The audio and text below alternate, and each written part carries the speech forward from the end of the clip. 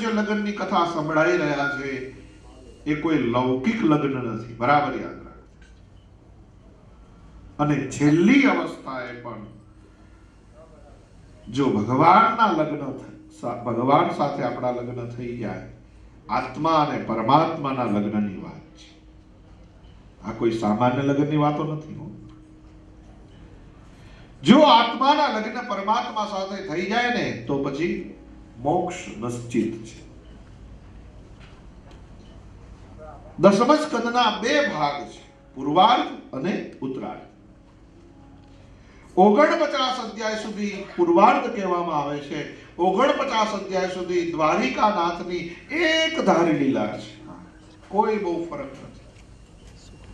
પણ જ્યાં પૂર્વાર્ધ પૂરો થયો અને જરાસંઘનો ત્રાસ ચાલુ થઈ ગયો, મથુરાને છોડવી પડી, પ્રભુને નવી નગરી દ્વારિકા બનાવવી પડી, દ્વારિકામાં જવું પડ્યું, જરાસંઘને લડવું પડ્યું, લગ્ન કરવા પડે. હા, રૂકમણી હરણ થયું, ઉત્તરાર્ધ. આ બધી કથા ઉત્તરાર્ધમાં આવે. સમજાય છે? આપણા જીવનમાં આવું જ છે. આપણા 49 અધ્યાય હોય ત્યાં સુધી આપણો પૂર્વાર્ધ. હા, અને આપણા 49 જાય પછી આપણો ઉત્તરાર્ધ ચાલુ થઈ ગયો. હા, ભલે તમે આમ સેન્ચુરી પૂરી કરો પણ અવસ્થા તો બદલાય. અને ગમે તેટલું આમ મન મજબૂત હોય પણ 49 થાય પછી ઢીચક ઢીલા પડે. હા, કારણ કે પેલો જરાસંઘ લડે, એ ઢીચકની મથુરા ઢીલી પડે અને પછી એ મથુરા છોડવી પડે. હવે તો ડોક્ટરો અંદર નવી નગરી મૂકી આપે, દ્વારકા.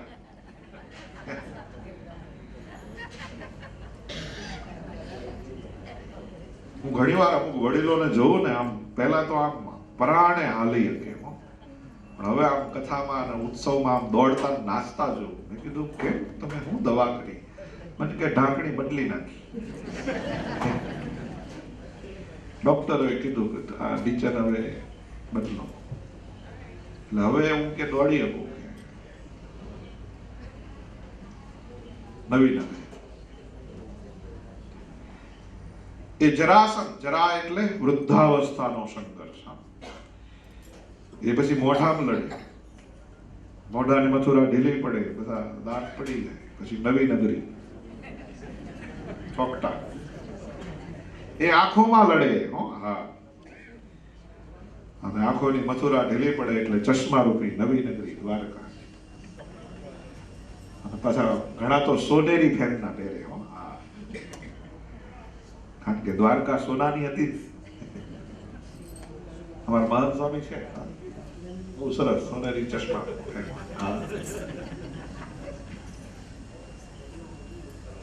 કારણ કે દ્વારકા તો સોનાની હોય ને, નવી નગરી. એ જરાસંઘ માથામાં લડે, કાળી મથુરા છૂટે અને સોનાની દ્વારકા ચમકે. ગમે તેટલા દૂર હોય, ગમે તેટલા, પણ આ શા માટે થાય? કદી તમે વિચાર કર્યો? ભગવાને કાળા વાળ આપ્યા હતા, એને દોરા કરવાથી ફાયદો શું થયો? કહો, એને કલર ખૂટી ગયો? એને આંખોમાં તેજ આપ્યું તું, હું કામ લઈ લીધું?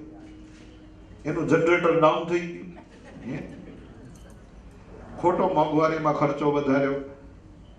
પરમેનન્ટ ગેરંટેડ કાળા કલર કરવા ના પડે તો આપણે મહિને $25 બચાવીને હાલતા.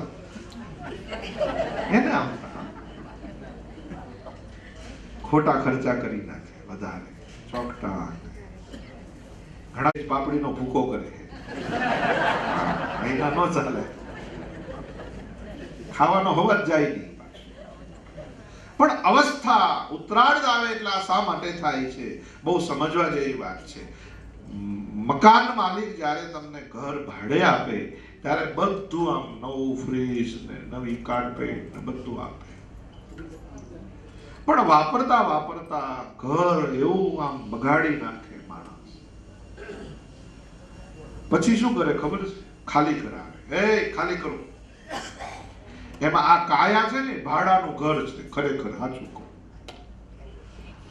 49 વર્ષ સુધી વાપર્યું, પછી મકાન માલિક ખાલી કરાવે. ખાલી કરું, બહુ બાબડી ભૂકા કરીને ખાધા. એ દાંત લઈ લે, આંખોનું તેજ લઈ લે, એ ચીચનનું જોર લઈ લે. હવે તમે હકે બેહી નહીં, માળા ફેરવો.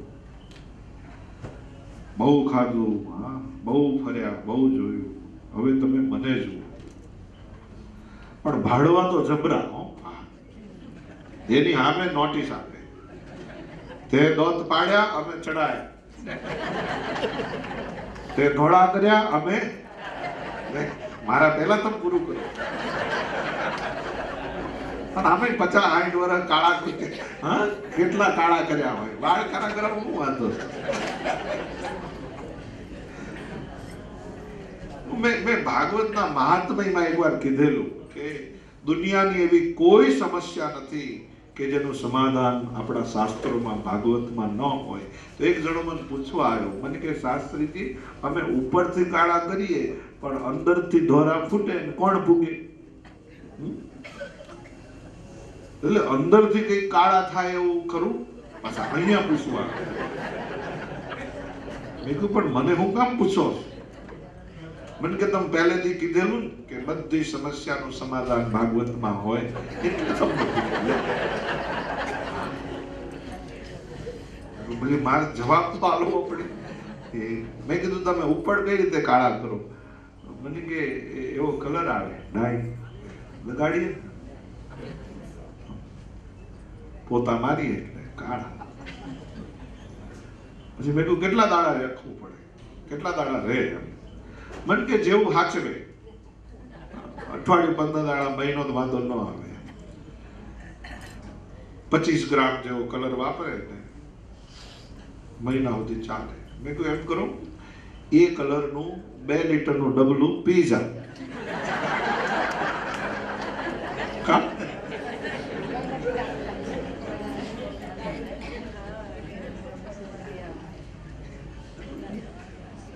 એટલે અંદરથી જ કાળા હશે. શું માણસને હદ છે. તમને હાજુ કહું, અમુક અવસ્થા પછી તો એ જે રૂપ રંગ ને ઢંગ રાખે છે ને એ જ શોભે. ઠીક છે.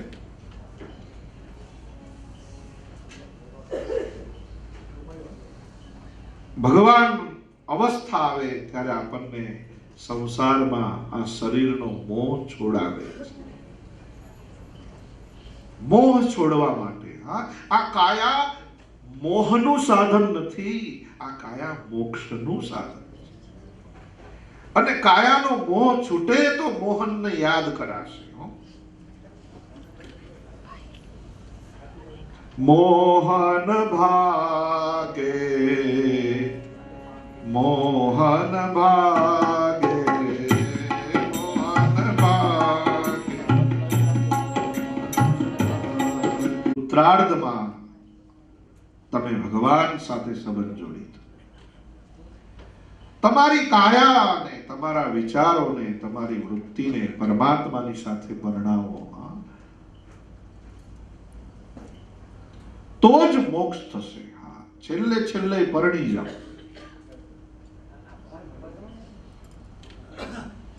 ભાગવત તો હવે કાલ પૂરું થઈ જશે, પણ હું તમને પ્રાર્થના કરું છું, ભાગવતમાં કદાચ તમે બધું, આમ તો યાદ જ રહેશે તમને, પણ બધું ભૂલાય તો વાંધો નહીં. 3 વસ્તુ યાદ કરીને જજો. 3 વસ્તુ ભાગવત ધર્મ એમાં આવી જશે આખો.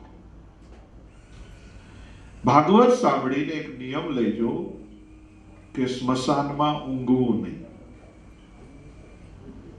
પાપ ખાવો નહીં, અને કુંવારા રહેવું નહીં.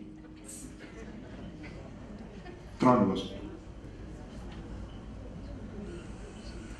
પાપ ખાવું નહીં એટલે તમને એમ થાય કે અમે ક્યાં પાપ ખાઈએ છીએ? હમણાં તો સવારમાં ચા નાસ્તો કર્યો, હમણાં બપોરે થાળ થશે, અમે ક્યાં પાપ ખાઈએ છીએ? પણ જે ભગવાનને અર્પણ કરવામાં નથી આવતું, જે વસ્તુ ભગવાનને ધરાવવામાં નથી આવતી, અને એ જો તમે ખાવ તો એને પાપ ખાધું કહેવાય છે. શું ખાવું શું ન ખાવું એ બધું એના ઉપર નિયમ રાખો કે ભગવાનને ધરાયા વિના કંઈ ખાવું નહીં, અને જે વસ્તુ ભગવાનને ધરાઈ ન શકાય એ આપણાથી કહી ન શકાય. સ્મશાનમાં ઊંઘવું નહીં એટલે તમને એમ થાય કે અમે તો અમારા ઘરે જ હોવી જઈએ છીએ, અહીંયા તો સ્મશાનમાં એલાવ નથી. પણ જેના ઘરમાં વૈભવના સાધનો છે, મોંઘા મોંઘા ટીવી છે, મોંઘા મોંઘા કસરત કરવાના સાધનો છે, પણ જેના ઘરમાં નાનું સરખું પણ ભગવાનનું મંદિર નથી, એનું ઘર ઘર નથી પણ સ્મશાન છે. તમે બધા બહુ ભાગ્યશાળી છો કે તમારે ઘરમાં મંદિર હજુ સુધી ન બનાવ્યું હોય તો અહીંયા તો અમારે સ્ટોર પણ ખોલ્યો છે. સરસ મજાનું નાનું જે તમને અહીંયા પ્રસાદી કરી ઘરે લઈ જજો. ઘરની સેવા પણ અખંડ રાખજો. અને ત્રીજી વાત છે કુંવારા રહેવું નહીં. કુંવારા રહેવું નહીં એટલે શું લગ્ન જ કરી નાખો? આ કોઈ લૌકિક વાતો નથી. શરીરથી સંસારમાં તમે પરણો કે ન પરણો એની વાત નથી, પણ તમારા આત્માને કુંવારો રાખશો. જો તમારો આત્મા પરણી જશે તો 100% એનું કલ્યાણ થશે, 100% એનો મોક્ષ થશે.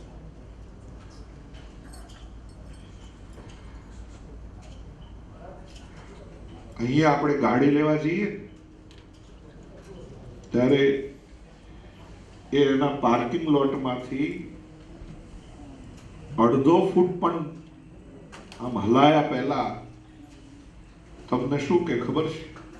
તમારી ઇન્સ્યોરન્સ કંપનીને ફોન કરો, આનો ઇન્સ્યોરન્સ લઈ લો, અને ટેમ્પરરી પણ રજીસ્ટ્રેશનના કાગળો તો એ લોકો બધા કમ્પ્લીટ ત્યાં જ કરાવે.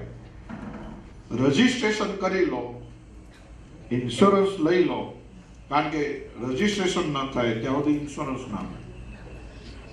અને ઇન્સ્યોરન્સ લીધા પછી જો તમે ગાડી લઈને જાઓ અમને વાંધો નથી. કેમ? તો કે રજીસ્ટ્રેશન વગર આ ગાડી ચોરાઈ જાય, અથડાઈ જાય, ઇન્સ્યોરન્સ ના હોય, કોણ જવાબદાર? એક ડગલું પણ લાયસન્સ વિના, 1 મીટર પણ લાયસન્સ વિના, રજીસ્ટ્રેશન વિના, ઇન્સ્યોરન્સ વિના ગાડી ચલાવવાતી નથી.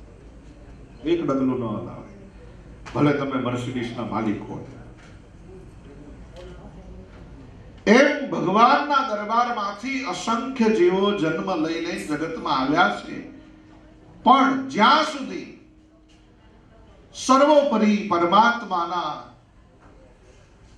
સ્થાપિત ધર્મગુરુ આપણા પૂજ્યપાદ મહારાજશ્રી જ્યાં સુધી તમને એ કંઠી ન પહેરાવે, એના ચરણ શરણમાં જ્યાં સુધી તમે વર્તમાન ધારણ ન કરો, રજીસ્ટ્રેશન ન થાય, ત્યાં સુધી તમને ઇન્સ્યોરન્સ ના મળે, અને ત્યાં સુધી તમારું કલ્યાણ થાય નહીં.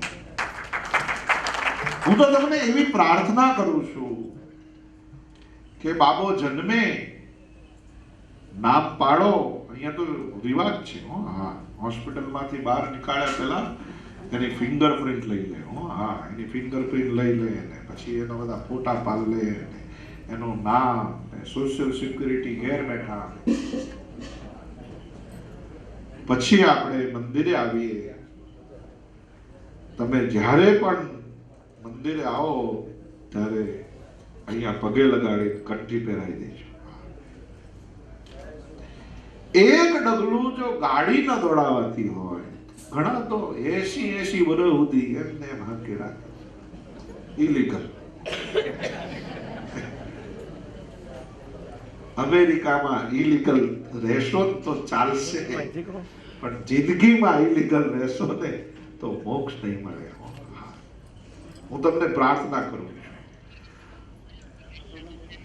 અમેરિકામાં લીગલ થવામાં બહુ મુસીબત છે, હા, પણ પરમાત્માના શરણોમાં લીગલ થવામાં એટલા બધા આપણા મહારાજશ્રી રાજી છે, એટલા બધા દયાળુ છે, હા. સર્વોપરીની કોન્સ્યુલેટ અહીંયા જ આવી ગઈ છે, હા. તમારે ત્યાં અમદાવાદ સુધી ધક્કો ખાવાની જરૂર નથી, અહીંયા જ આવો અને તમારો આત્માને કુહારો ન રાખો. બસ અહીંના લોકો છે ઘણા વર્ષો સુધી પરણે નહીં. અહીંયા કલ્ચરમાં અહીંયા એવું છે અને